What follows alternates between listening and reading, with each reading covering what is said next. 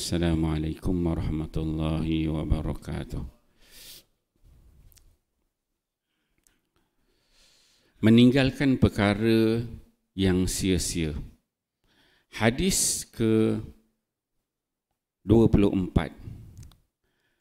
An Bilal bin Haris Al-Muzani radhiyallahu anhu sahibi Rasulillah sallallahu alaihi wasallam yaqul Sami'tu Rasulullah sallallahu alaihi wasallam yaqul inna ahadakum la yatakallamu bil kalimah min ridwanillahi ma yazunnu an tablugha ma balagat fayaktubullah lahu biha ridwanahu ila yaumil qiyam ila yaumi yalqahu wa inna ahadakum la yatakallamu bil kalimah min sakhatillah yazunnu an tablugha ma balagat fayaktubullahu alaihi biha sakhatahu ila yaumi yalqah. Rawahu Tirmizi wa qala hadza hadis hasan sahih bab ma jaa fi qillatil kalam.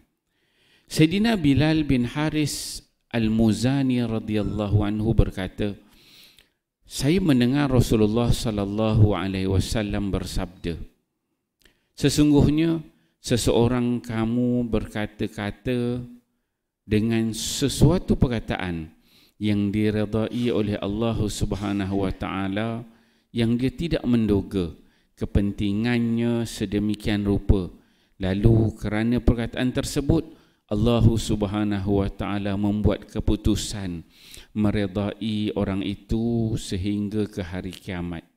Dan sesungguhnya seseorang kamu berkata-kata dengan sesuatu perkataan yang dimurkai oleh Allah Subhanahu wa taala, yang dia tidak menduga keburukannya sedemikian rupa, lalu kerana perkataan itu Allah Subhanahu wa taala membuat keputusan kemurkaannya ke atas orang itu sehingga hari kiamat. Hadis Tirmizi.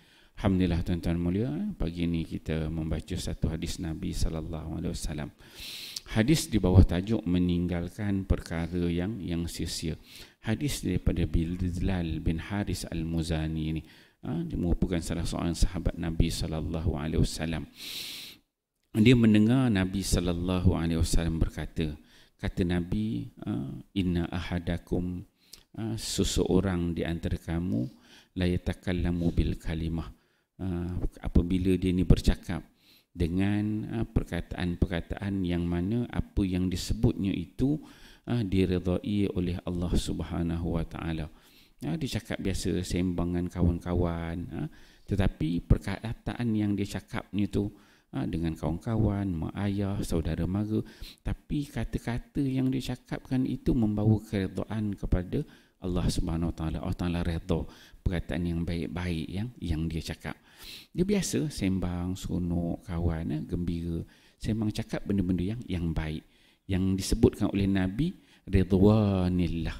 Yang perkataan dia cakap tu membawa kepada keredaan Allah Subhanahu wa taala.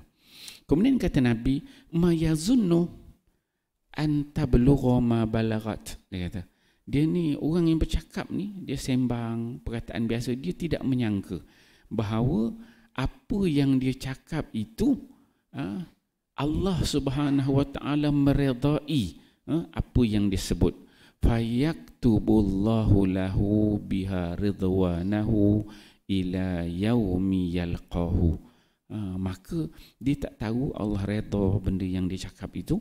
Sebab itu bila Allah redha, maka Allah Subhanahu wa taala menulis baginya keredaan Allah sehingga ke hari kiamat. Maksudnya dengan dia cakap sedikit aja tu, tapi redha Allah, Allah akan tulis kebaikan untuk dia, bukan setakat kali tu, tapi terus menerus sampai kepada hari kiamat. Itu bila dia cakap benda-benda yang baik. Kemudian kata Nabi sallallahu alaihi wasallam, wa inna ahadakum, dan ada juga di antara kamu yang la yatakallamu bil kalimah, Dia ni bercakap juga, bersembang min sakhatillah.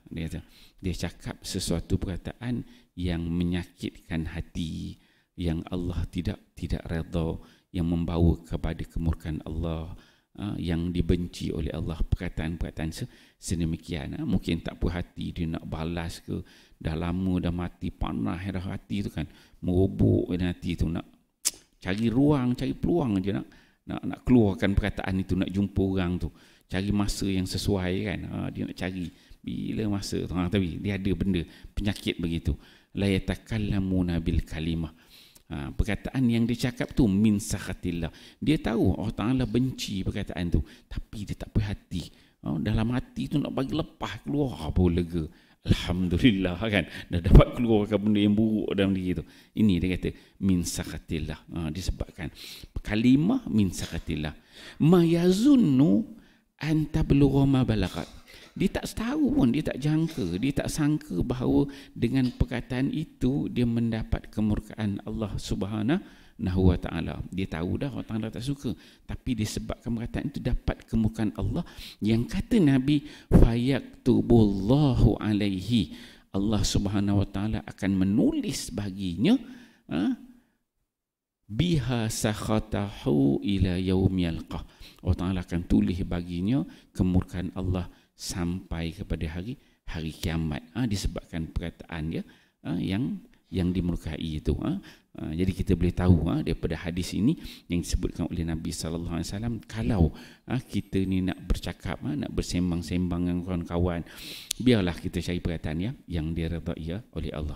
Kalau ada yang terbuku dah mati itu, simpan, buang. Takut-takut kalau benda yang buruk itu dapat kemurkaan Allah, dan Allah terus menerus tulis kemurkaan itu sampai kepada hari kiamat. Kalau benda baik tak apalah, kita terus cakap. Masing-masing lah kita ni manusia, yang namanya manusia ni tak lari, tidak boleh sunyi daripada melakukan kesalahan, dengan kesilapan. Kata-kata kita ni ada orang suka, ada orang tak suka kan. Ada orang dah lama berdendam dengan kita kan.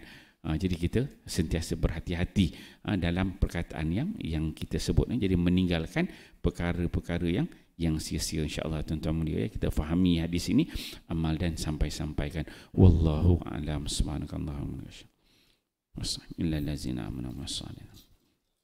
Sallallahu ala Muhammad.